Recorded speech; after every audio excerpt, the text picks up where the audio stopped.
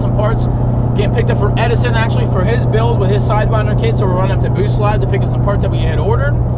Those are on the way to our hands because we're up there. What the hell?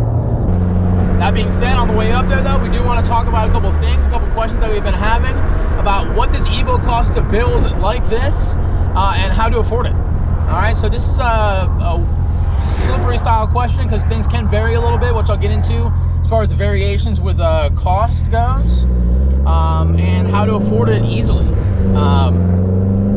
For starters, I've had this car since new, 2015, off the lot, so about 4.5 years now. That being said, this car has gone through a couple different stages, and we've tried to make the best decisions all the way through to get to the point we're at right now.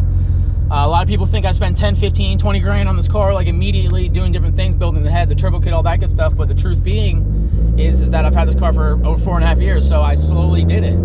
Slowly buying part by part, having patience instead of being I need it right now style, and yeah, that's how we did it, man.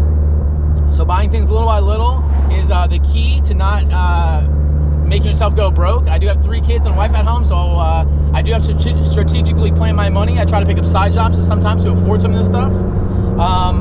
But yeah, man, you just have to have patience.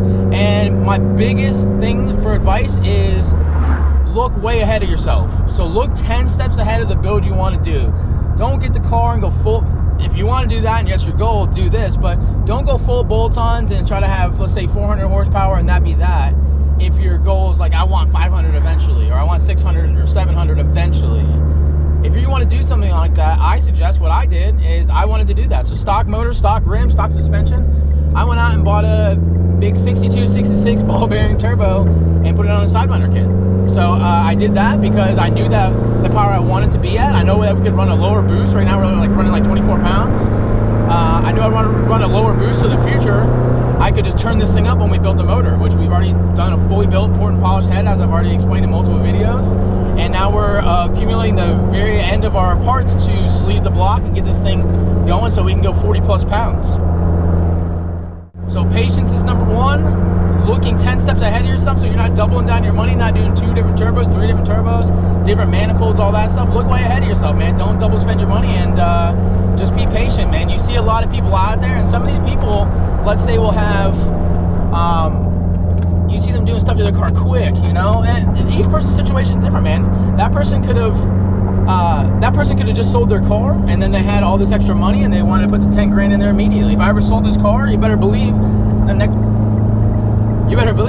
build would be getting a ton of money thrown into it right away from the profit that I had off of the sale from this, because that's what I like to do, and that's what I would be doing. So some people do that, and you'll see that, but don't get wrapped up in those people knocking it out. I mean, obviously, follow that, check that out. It's really cool to see happen, and I'm jealous of that stuff happening. But if you're like me, a regular guy, and you just have a regular job, and you need to save, man, save little by little. You don't need to save $4,000 for a disgusting turbo kit or something like that, or 2-3 grand for your head to get built.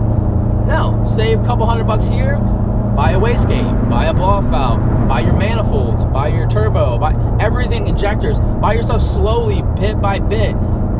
Also, a big portion of why you want to look far ahead of yourself. So if you do this over a long period of time, which I did, let's say it took me over 2 years to get some stuff together to even get more power out of the car. Really, I mean, I had a couple bolt-ons and a retune, because I always recommend that even with the stock turbo, you just get a retune, just the car runs better. But I looked way ahead, so I was buying parts for 2 years from now for when we go big power.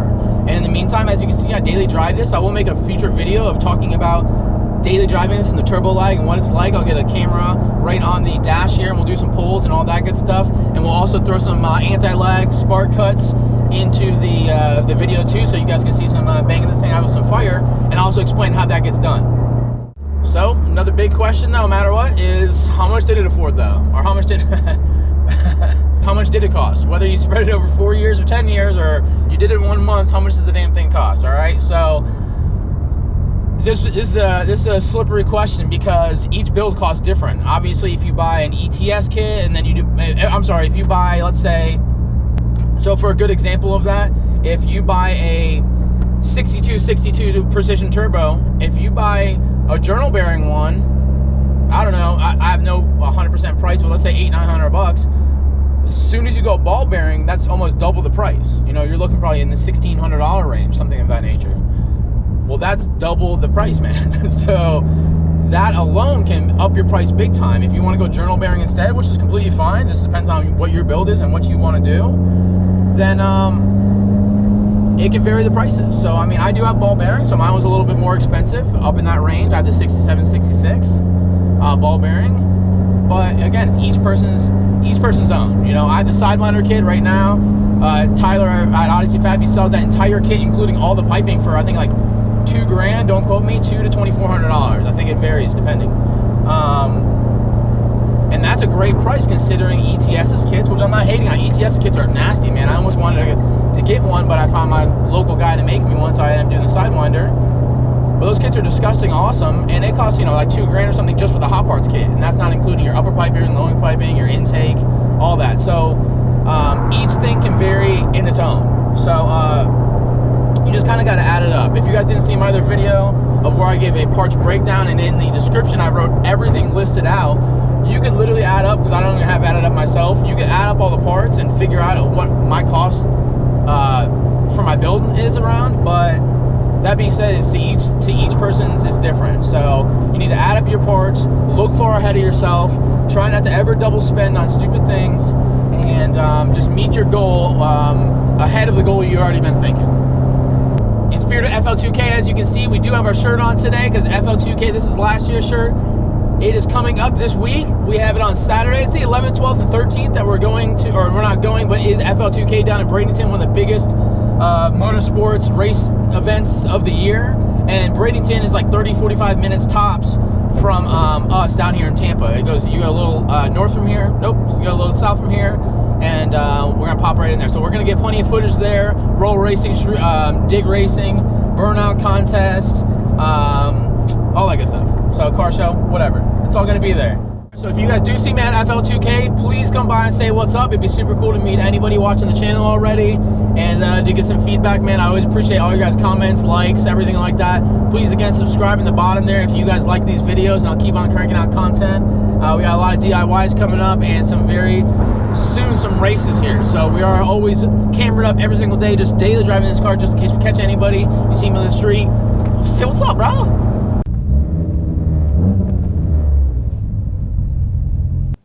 All right, and we are at the homies. So I'm going to go ahead and grab some flow here. We're going to jump inside, grab some parts, jump back. We'll talk about those, and we'll finish this piece.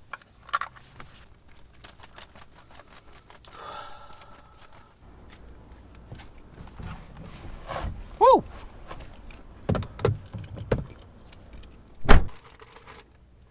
All right. We are in the game. So we just got some wastegates here. Nope, just kidding. This is the blow-off valve. So we got the Turbo Smart. This is a wastegate, bro. Boom. Double wastegates, guys. We got the Turbo Smart wastegates right here. These are the 40 millimeter ones. So we got two of those bad boys going on Edison's build. And we also have the new blow-off valve, man. So this is like their newer line, the Turbo Smart. This is the 50 gen. Doesn't even make sense, dude. This is a 50 millimeter blow-off valve. So instead of doing all the tile stuff like I did, Edison decided to go with all the new Turbo Smart line. We also have his fresh turbo, which I'm going to pull out in 1 second here, but let's go ahead and get on the road and get to the house, and I'll pull that bad boy out. All right, guys, and now we're back at the house. So just to show the last piece on top of the wastegates and the blow-off valve we just got, and the injectors. This is the new 6766 turbo. It's a ball bearing, twin scroll setup on it, just like we need for that Sidewinder kit, the one I just installed. Again, on my homie's car that's getting all these parts, we are doing his relocation kit for the Sidewinder kit, showing how to do that. There's 3 different heat shields you got to make and some stuff like that. So we're going to be showing that stuff in the short future here. These are some of the last parts that we needed to get for him, and this is it. So this is their Boost Labs 67R, which is a 6766. This is ball bearing housing in the center. It does look different, obviously, than Precision's because it's a little different. This one is coolant cooled to help for that the bearing shaft in the center to stay a lot cooler, as well as oil cooled. So double cooling on this one, just like the stock one. On our cars, we do have the stock coolant going through the turbo, and so we're just going to run it to this one now instead. Twin scroll setup, 84 rear end, just like mine is. And again, it's ball bearing. So it's the same thing, except Boost Labs version. And this one does have the T51R mod done to the housing, as you can see. So instead of having the little billet holes around here, which this housing actually had before, This one is all honed out, and they basically put like almost like an echo chamber to replace that part in there. So it echoes, man. It's super, super loud when you actually drive it. This is the T51R mod.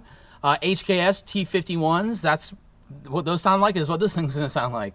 So something I want to do to my car, we're definitely gonna do a side-by-side comparison so you guys can hear mine, which flutters and everything and spools up great, ball bearing, in comparison to the basically identical turbo but with a T51R mod, and we'll decide if we want to do it when we pull the block out. So yeah.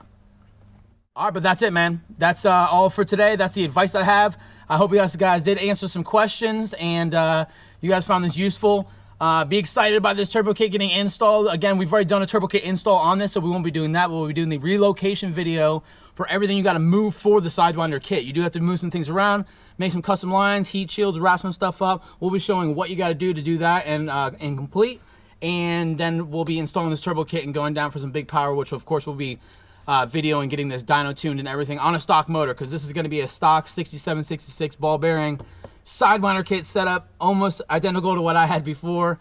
Before, mine was a 6266 ball bearing, so it's just a different housing in the front, same rear end and everything. We did 545 to the wheels, so we'll go ahead and see what this one does. Real excited about seeing the power that comes out of this. Thank you guys so much. Subscribe, like, comment, all that good stuff, and we'll see you in the next videos.